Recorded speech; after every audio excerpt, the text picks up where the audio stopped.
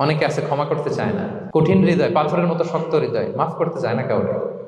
উনি আবার মুনাজাতে বসলে আল্লাহ আল্লাহ আমারে মাফ করো, আল্লাহ আমারে ক্ষমা করো, কাঁদতে কাঁদতে বুক ভাসায়। উনি ক্ষমা চায়, মাগার উনি কাউরে ক্ষমা করে না।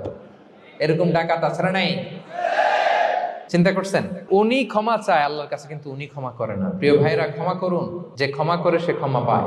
আচ্ছা, একটু চোখটা বন্ধ করে, চোখ বন্ধ করলাম আমি, জানা অজানা পাপের পাহাড়ের দিকে তাকালাম। এবার একটু চিন্তা করেন যে কি পরিমাণে ক্ষমা আল্লাহর পক্ষ থেকে আমার জন্য প্রয়োজন।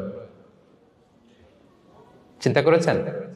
এবার চোখ খুলুন, পাপের পাহাড়ের দিকে একটু তাকান। আপনার আপনার জানা অজানা যে পাপের পাহাড়, তাকান এবং ভাবুন এগুলোর জন্য কি পরিমাণে ক্ষমা আল্লাহর পক্ষ থেকে আপনার দরকার, প্রয়োজন।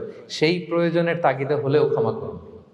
খেয়াল রাখবেন, যে ক্ষমা করে সে ক্ষমা পায়, যে অন্যকে ক্ষমা করে না সে ক্ষমা পায় না।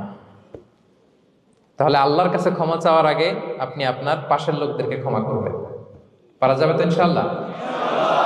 ক্ষমা এটা সবাই করতে পারে না, এটা অনেক বড় মহৎ গুণ। যার হৃদয় বড় সে ক্ষমা করতে পারে।